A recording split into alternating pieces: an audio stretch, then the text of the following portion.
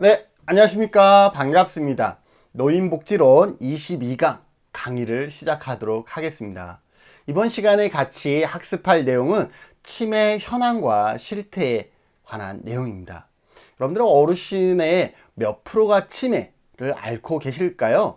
여러분 혹시 아시나요? 네, 이번 시간에 같이 학습할 내용은 치매 현황과 실태를 이해하고 좀 더 나아가서 치매 치료와 관리에 대해서 같이 살펴보고자 합니다. 그렇다고 제가 의료인이 아니기 때문에 아주 깊숙한 범위까지 들어가는 것은 아니라는 것 여러분들이 감안해 주시면 좋을 것 같습니다. 치매의 현황과 실태에 대해서 살펴보면요. 치매는 우리가 앞 강의에서도 얘기했듯이 치매는 노망이라고 해서 노인이 되면 누구나 겪는 정상적인 어떤 노화의 과정 일부라고 생각되어졌던 때도 있었습니다. 하지만 지금은 어때요? 이 치매는 치료와 돌봄이 필요한 대표적인 노인기 정신장애로 받아들여지고 있습니다. 그래서 어떻게 해요? 치료가 필요하고 또 치매가 있기 때문에 돌봄이 필요한 그러한 영역이다라고 우리는 거의 암암리에 합의해서 살아가고 있는 것이죠. 그런데 인구의 고령화가 진행되면서 필연적으로 무엇이 수반되냐면 치매 환자가 증가할 수밖에 없습니다. 무슨 말이냐? 예전에 우리의 평균 수명은 그래서 70세라고 합시다. 그런데 치매는 70세가 넘어가면서 서서히 발생한다라고 쳐요. 그런데 평균 수명 70세니까 결국은 치매의 증상이 오는 시기와 돌아가시는 시기가 거의 맞물리다 보니까 현실적으로 치매 어르신들이 많이 보여지지 않았다라는 거죠. 그런데 70세부터 치매 증상이 서서히 발생한다라고 쳐도 지금은 평균 수명이 85세가 넘다 보니까 많은 어르신들이 치매에 걸린 어르신들이 우리의 삶 속에서 같이 생활하게 되니 치매 인구 자체는 더 늘어날 수밖에 없다라는 것이죠. 그것을 우리는 치매 유병률이라고 얘기를 합니다. 치매 유병률은 어떠한 것이냐면 65세 이상 전체 노인 인구 중에 치매 환자가 차지하는 비율을 치매 유병률이라고 합니다. 세계의 일반적인 국가들의 치매 유병률은 어느 정도 수준이냐면 5%에서 한 10% 정도. 그러니까 그 나라마다 어르신 100명의 어르신이 있다라고 하면 그 100명의 어르신 중에 적으면 5분, 많으면 한 10분 정도가 치매 증상을 보인다라는 거죠. 그런데 우리나라는 어떠냐라는 거죠. 우리나라는 2018년 말 현재 10%를 넘어서 10.16%의 수준을 보이고 있다라는 것이죠. 그래요. 세계적으로 가장 많은 나라의 비율을 우리나라가 만들어가고 있다라고 보시면 될 것 같네요. 자, 그럼 다시 한번 얘기합시다. 자, 그러면 우리나라의 치매 어르신은 몇 분 정도 있다라고 얘기할 수가 있어요? 우리나라 인구의 노인 인구가 몇 프로예요? 우리나라 인구의 노인 인구가 약 15%죠. 그러니까 우리나라의 인구가 1000명이라 그럴까요? 우리나라의 인구가 1000명이면 노인 인구는 15%니까 150명 정도가 노인 인구예요. 그리고 이 노인 인구의 다시 10%가 치매인 거예요. 그러니 150명의 10%니까 15명이 치매 인구라고 얘기할 수가 있는 것이죠. 여러분들 그렇게 하면 여러분들 지역의 어르신들이 대충 몇 분 정도 생활하고 계시고 또 그 중에 몇 분 정도가 치매 증상을 보이고 있는지를 여러분들도 당당하게 얘기할 수가 있겠죠. 저도 수치를 매번 암기할 수가 없어요. 제가 살고 있는 제주 지역에 인구가 약 70만 정도 됩니다. 그리고 그 70만에 15% 정도를 잡으면 10만 5천 명 정도 되나요? 10만 5천 명 정도가 제주도의 현재 어르신 인구예요. 그러면 치매 어르신은 몇 정도 되겠어요? 약 1만 1000명 정도의 치매 어르신이 계시다라고 얘기할 수가 있겠죠. 그런데 이렇게 비율로 해서 인구를 우리가 계측을 했지만 실제 제주도의 데이터와 크게 차이가 나지 않는다라는 것을 알 수 있고 여러분들도 여러분들이 살고 계신 지역을 그렇게 비율로 해서 인구를 우리가 예측할 수가 있을 것입니다. 자, 그런데 이러한 치매로부터 자유롭지 못한 것은 어르신뿐만 아니라 당사자는 가장 힘들고 어려울 수 있죠. 그런데 같이 생활하고 있는 가족, 즉 배우자나 자녀나 손자녀의 삶도 치매 어르신으로 인해서 자유로운 삶을 다 누리지는 못하겠죠. 그래서 이렇게 치매 어르신, 치매 가족으로 인해서 자유롭지 못한 가족도 약 300만 명에 이르는 것으로 나타나고 있습니다. 그래서 보건복지부에 의하면 2017년 기준 치매 관리에 투입된 직간접적인 비용은 14조나 되고, 이 중에서 가장 많은 비용을 차지하는 것은 직접 아마 의료비에 해당되겠죠.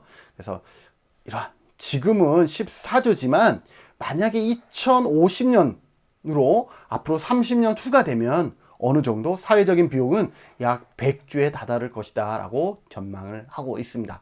이게 왜 그러냐면 지금은 노인 인구가 전체 인구의 15%지만 2050년이 되면 어느 정도 되겠어요?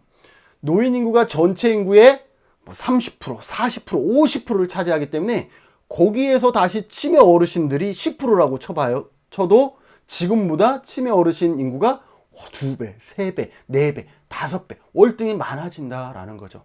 그러면 지금은 14조지만 이거에 단순히 5배라고 해서 곱하기 5를 하더라도 이 비용은 이미 70조에 육박하는 돈이 될 수 있다는 것 여러분들이 예상할 수가 있겠죠. 치매의 현황과 실태를 바라보면 과거 2010년에는 약 8.7%였는데 2020년은 약 10%가 조금 넘었어요. 그런데 2050년에 얼마가 되냐면 15%, 노인 인구의 15%가 치매 유병률이 된다라는 거죠. 봐보세요. 노인 인구 자체가 증가하는데 또 치매 유병률도 10%에서 또 15% 늘어나요. 그렇기 때문에 증가한 것에서 다시 증가하기 때문에 실질적인 치매 어르신들은 월등히 늘어난다라는 거죠. 노인 인구는 왜 늘어나죠? 지금 전체 인구 대비 노인, 어르신이 차지하는 인구 비율이 15%지만 우리가 평균 수명이 늘어나면서 어떻게 돼요? 노인 인구는 더 많이 늘어날 것이고 평균 수명이 늘어나다 보니까 그 안에서 치매, 유병률은 더 늘어날 수밖에 없죠. 예를 들어서 70세 전후로 치매가 많이 발병된다 그러면 70세에서 80세 정도의 어르신이 대부분이 시기야. 이제 80세를 넘어서도 이제 살아가시는 어르신들이 많은 경우 치매 유병률은 월등히 높아질 수밖에 없다라는 거죠. 그래서 지금 비율로 치면 2배 이상 껑충 뛰게 된다라고 보시면 될 것 같습니다. 자, 치매 환자 수와 치매 유병률을 우리나라 2017년 12월 데이터로 살펴보면 이 자료는 치매 2018년 보건복지부 중앙치매센터의 자료를 갖고 왔고요. 여기에서 보시면 65세 이상 치매 환자 수는 노인 인구의 약 10%, 치매 유병률은 노인 인구의 약 10%에 해당한다라는 것을 알 수가 있고, 그 다음 65세 이상 전체 치매 환자 중에서 여성이 차지하는 비율은 약 64%에 해당된다라는 거죠. 그런데 가끔 그래서 이렇게 얘기하는 분들이 있어요. 그래서 치매는 결국은 여자가 많이 걸리네. 내가 남자로 태어나길 잘했어. 그나마 치매 걸리지 않으니까. 그렇게 받아들이시면 안 돼요. 어떤 책도 여성이 치매 발병률이 높다라고 언급되어지는 책이 있는데 저도 노인복지 쪽에 관심이 많다 보니까 세계적인 어떤 데이터들을 취합하다 보면 결국은 여자가 남자보다 치매 유병률이 더 높다 이러한 데이터는 없어요. 그럼 교수님 저게 데이터가 64%와 36% 엄청 차이 나잖아요. 이것은 적어도 지금까지는 평균 수명의 차이 때문에 인구수 자체가 달라지는 거죠.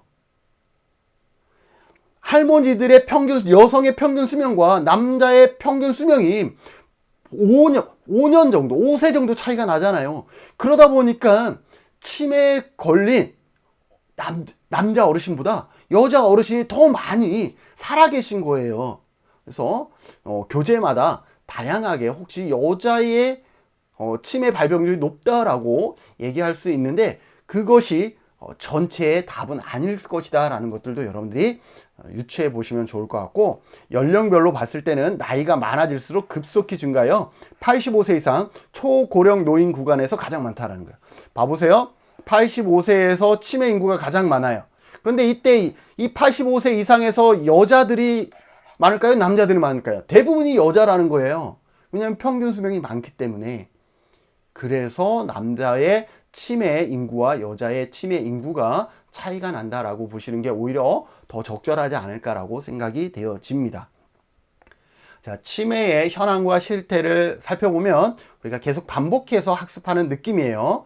2017년 기준 치매 유형별 환자 수는 알츠하이머 치매가 가장 높은 74.5%를 차지하고 있고요. 그 다음에 여기서는 기타가 먼저 나왔는데 여러분들은 그 두 번째는 혈관성 치매다라는 거예요. 왜? 그럼 교수님 기타가 16.8%인데 좀 전에 앞강에서 우리가 설명했죠. 이 기타 유형의 치매는 픽병이라든지 야쿠병이라든지 파킨슨병이라든지 이러한 다양한 원인에 의한 치매를 하나로 묶었기 때문에 이 16.8%라는 데이터가 나온 것이지, 각 원인별로 다시 쪼개면 혈관성 치매보다 더 낮은 비율을 가질 수밖에 없다라는 것 여러분들 기억해 두시고, 자, 치매 중증도의 경우 치매 임상평가 CDR을 이용해서 점수를 매기면 CDR 값이 0.5는 최경도, 1은 경도, 2는 중증도, 3 이상은 중증이라고 보는데 어디가 가장 많느냐라고 봤을 때 경도가 가장 많다라는 거예요. 그래서 약 1점 정도 나오는 경도가 가장 많고 그 다음이 중등도라는 거죠. 그래서 여기가 1순위고 그 다음 2순위, 그 다음에 여기가 가장 약한 최경도가 3순위, 가장 중증은 4순위로 상대적으로 적다라는 거죠. 상대적으로 적은 거죠. 자, 그래서 이러한 데이터들도 우리가 살펴볼 수가 있고, 더불어서 우리가 관심 가져야 될 것은 뭐냐면 치매 환자 1인당 연간 관리비예요. 우리가 데이터를 보면서 14조라는 돈을 썼다라고 했는데 그것을 다시 쪼개서 1인당 연간 관리 비용으로 나누면 약 2천만 원 정도로 추정된대요. 엄청난 거죠. 실질적으로 치매 환자 1인당 연간 관리 비용이 이 정도 됩니다. 여러분들 치매에 있는 어르신이 집에 계시면 어떻게 하겠어요? 노인 장기 요양 보험을 통해서 기본적인 서비스를 받을 수 있지만 그럼에도 불구하고 4시간, 맥시멈 하루에 3시간, 4시간 밖에 이용이 안 되기 때문에 나머지는 보호자가 해야 되는데 보호자가 또 볼 수 없어. 그럼 어떻게 돼요? 누군가가 집에서 어르신을 볼 수 있는 사람을 또 활용을 해야 되는데 그 비용이 만만치가 않아요. 더불어서 꾸준히 약을 복용해야 되고 또 치매가 있기 때문에 관리하는 비용들이 만만치가 않다라는 것이죠. 그런데 그 비용 중에서 어떤 비용이 제일 많아? 맞아요. 직접적인 의료비가 절반 수준에 해당하는 1,100만 원 정도, 2천만 원 중에서 1,100만 원 정도가 직접적인 의료비에 해당되고 나머지는 이런 관리비, 아까 얘기했던 그런 비용이 여기에 해당된다라고 보시면 될 것 같고, 치매의 상태가 중증일수록 어때요? 체경도에 비해서 관리 비용이 2배 이상 차이가 난다라고 보시면 되겠습니다. 그리고 치매 환자 1인당 진료 건수는 약 8.5건이고 1인당 진료비는 344만 원 정도를 지출하고 있다라고 보시면 되겠습니다. 2017년 기준 이 데이터가 우리에게 준비가 필요하다? 이러한 얘기를 할까요? 어휘력이 좀 짧네요. 생산 가능 인구 100명이 돌봐야 하는 치매 부양비는 1.9예요. 생산 가능 인구 100명이 돌봐야 하는 치매 부양비는 1.9예요. 자, 그런데 시간이 지나면 지날수록 이 수치는 커질까요? 작아질까요? 점점 커지겠죠.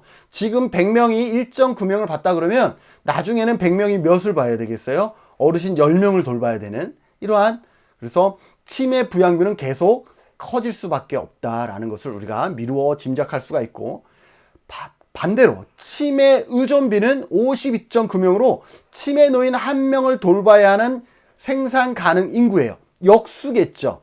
이 인구는 다시 어떻게 되겠어요? 작아진다라는 거죠. 치매에 놓인 한 사람을 지금 생산 가능 인구가 몇 사람이 보고 있냐면 치매 의존도는 52.9명이 치매 어르신 1명을 지금 보고 있는 거예요. 역수라고 생각하시면 돼요. 그런데 시간이 지나면 어떻게 되겠어요? 치매 어르신 1분을 생산 가능 인구 몇 사람이? 10사람이 돌봐야 된다라는 거죠. 그래서 여러분들이 어떠한 개념들을 알아야 되겠어요? 치매 부양비의 개념과 치매 의존비의 개념을 혼돈하지 않도록 여러분들이 잘 그 개념을 파악하시는 게 필요하겠다라고 생각이 되어집니다. 네, 치매의 치료와 관리입니다. 치매는 예방이 가능하다라는 거예요. 치매는 예방이 가능하다. 그러면 어떻게 되겠어요? 조기에 발견하여 치료하면 치매의 진행을 지연시키거나 증상을 호전시킬 수가 있다라는 것이죠. 그래서 여러분들 주변에 혹시 치매의 어떤 증상들이 보이는 경우는 너무 뜸들이지 마시고 가까운 병원에 가서 진료를 통해서 적절한 어떤 처방을 통해서 그 진행 속도를 완화시키는 그러한 방법들을 여러분들이 고민해 보시면 좋을 것 같습니다. 치매 치료와 관리를 위해서는요, 약물 치료와 다양한 재활 치료들을 같이 병행할 수가 있겠죠. 그래서 가족의 보호 및 돌봄 부담을 줄이기 위한 교육과 같은 어떤 제도적인 지원도 더불어서 필요하다라고 생각이 되어집니다. 그래서 치매 치료의 원칙은 대부분 치매가 만성적으로 진행되어지기 때문에 치료의 목표 및 방향도 환자의 잔존 기능을 최대한 유지하는 방향으로 목표를 잡습니다. 그리고 더불어서 환자와 가족이 지치잖아요. 이렇게 꾸준하게 지속적으로 이루어지다 보니까 그래서 지치지 않도록 삶의 질을 유지시키는 것에 치매 치료의 원칙과 목표를 설정한다라는 것이죠. 자, 그러면 치매 치료와 관리에 있어서 치매의 비약물적인 치료 또는 약물적인 치료 이러한 것들이 같이 병행될 수가 있겠죠. 그래서 치매의 비약물적인 치료라 그러면 어떤 것이겠어요? 어떤 지지적인 정신치료, 지지적인 상담이라든지 행동치료, 인지치료 및 다양한 재활훈련이 여기에 해당할 수가 있다라는 것이죠. 계속 여러분들에게 반복하지만 스트레스만 덜 받아도 어때요? 이 증상을 완화시킬 수가 있습니다. 저도 경험했었는데요.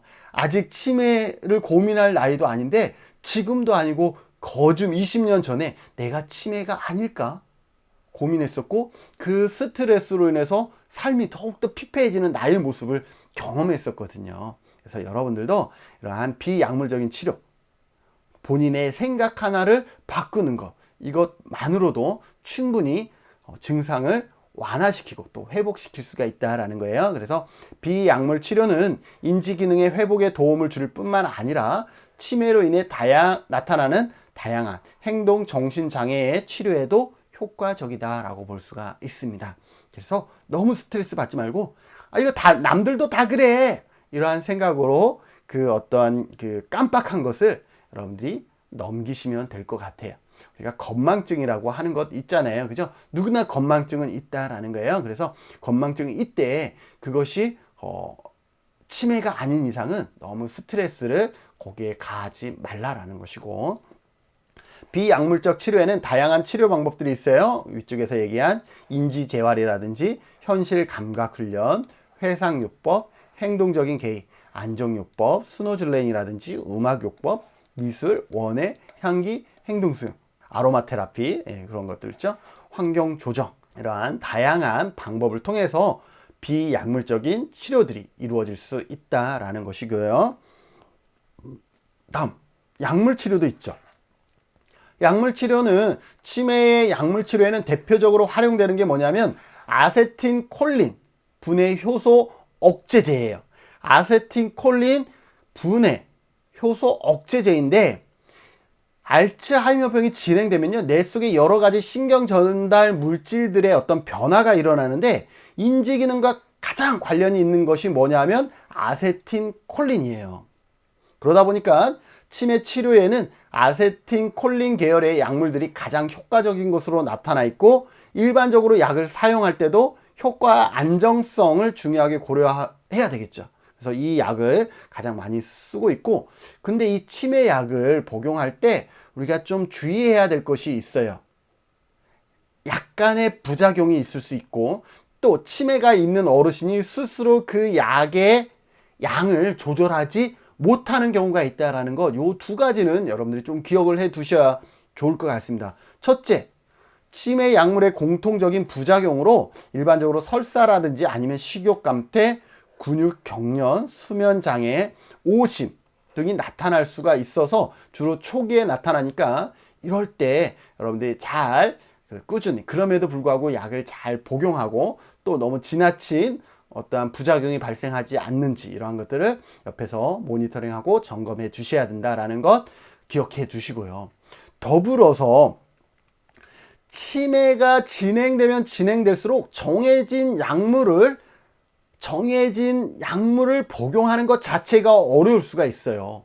어떤 어르신은 약을 아예 안 먹는 경우가 있어요. 이거 나를 죽이려고 하는 약이 아니냐라고 하면서 약을 안 먹일 수가, 스스로 거부하는 경우가 있고, 또 반면에 어떤 어르신들은 아침에 약을 드셨는데 1시간 후에 약을 안 먹었다고 약 주라고 약 안 줘서 나를 죽이려고 하느냐, 또 이렇게 상황이 극과 극을 보이는 경우들이 있어요. 그래서 이러한 부분들을 여러분들이 어떻게 지혜롭게 잘 대처해 나가느냐, 이러한 부분들이 필요하죠.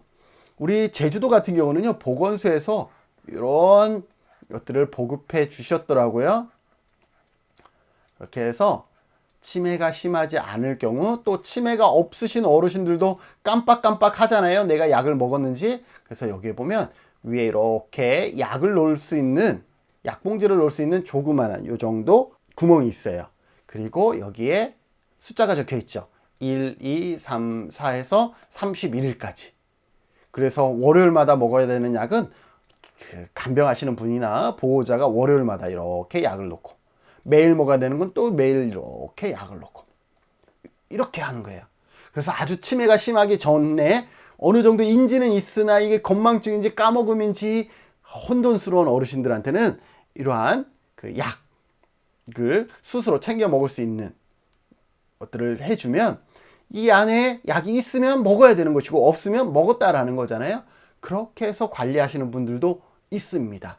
그래서 그러한 부분들 여러분들이 잘 기억하셔서 활용하셔도 좋고요. 그리고 현장에 있으면 이런 경우들이 있어요. 어르신에게 약을 먹이려고 밥에 몰래 약을 타서 드리는 경우가 있는데, 이거는 정말 지양해야 되는 요인이죠. 그럼에도 불구하고 어쩔 수 없어.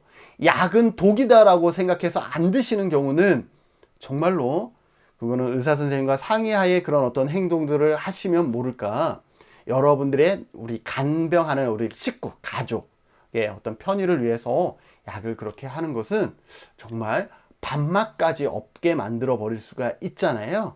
그래서 여러분들은 어르신들을 위해서 약을 드려야 되기 때문에 했던 행위인데, 그 행위로 인해서 나중에는 밥까지 거부하는 경우들이 있기 때문에, 그러한 부분들이 처음부터 우리가 어떻게 해야 되는지에 대해서 좀 더 고민을 하고 어르신에게 접근하는 것이 좋지 않을까라는 생각들을 같이 공유해 봅니다.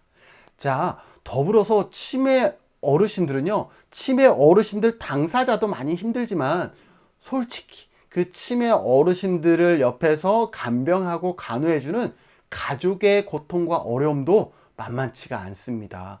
왜? 우리 모두 다 오늘도 일해야 되는, 아침부터 저녁까지 일해야 겨우 먹고 사는 그러한 형편이잖아요. 저도 그렇고 아마 여러분들도 비슷하실 텐데, 그런데 또 집에 치매가 있는 노모가 같이 계세요.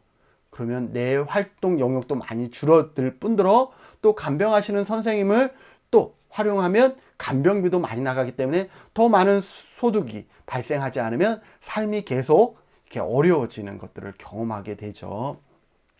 그래서 이 치매 환자를 돌보는 이 가족들도 이게 장기 레이스라는 것을 생각하시면서 너무 급하게 달려가지 말라라는 거죠.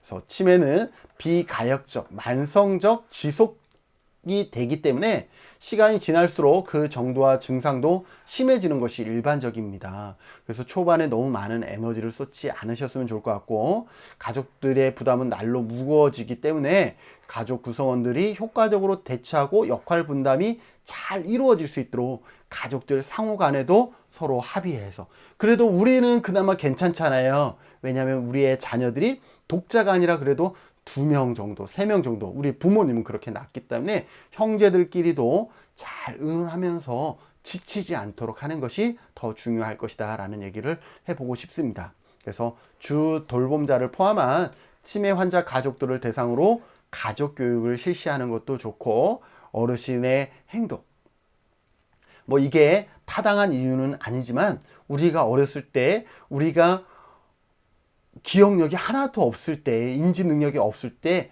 부모님들은 우리에게 밥 달라고 하면 밥을 주셨고, 우리가 변을 보면 우리의 기저귀를 갈아 주셨죠. 그리고 우리 때문에 밖에 모든 일을 다 할 수가 없었잖아요. 그죠? 육아에 전념할 수밖에 없었잖아요. 그래요. 이제는 나이가, 시간이 지나서 우리가 이제 성인이 됐고, 어머니가 블랙이라는 영화처럼 치매에 걸린 거예요.